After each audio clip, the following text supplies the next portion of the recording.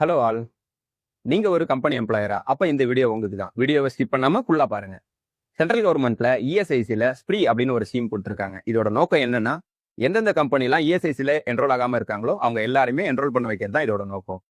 நார்மலா ஒரு company start பண்ணதுலேருந்து இஎஸ்ஐசி எடுக்கல அப்படின்னா, அவங்களுக்கு என்னென்ன டிஃபிகல்டிஸ்லாம் ஃபேஸ் பண்ணுவாங்க. நம்பர் 1, ஃபர்ஸ்ட் இவங்களோட ரெக்கார்ட்ஸ் எல்லாமே ப்ரொடியூஸ் பண்ணுவாங்க. அதை பேஸ் பண்ணி இன்ஸ்பெக்ஷன் அரைவ் பண்ணுவாங்க. அதுக்கடுத்து எவ்வளோ பேமெண்ட் வருதோ அதை கான்ட்ரிபியூஷனாக கொடுப்பாங்க. நீங்க என்ன கான்ட்ரிபியூஷன் கொடுக்குறாங்களோ அதுக்கு பெனால்டி, டேமேஜஸ், இன்ட்ரெஸ்ட் இது எல்லாமே பே பண்ணுவீங்க. இது எல்லாமே எங்க தவிர்க்கப்படுதோ அப்போ உங்களுக்கு லீகல் ஆக்ஷனுக்கு உட்படுவீங்க.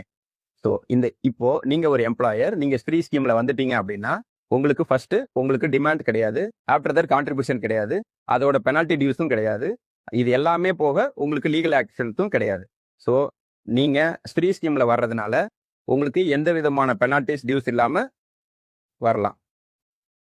இந்த ஸ்கீம் 31 டிசம்பருக்குள்ள முடியுது. இதை பத்தின மேலும் விவரம் வேணும்னா கீழே உள்ள கான்டாக்ட் நம்பருக்கு கான்டாக்ட் பண்ணுங்க. நாங்க உங்களுக்கு கைட் பண்றோம்.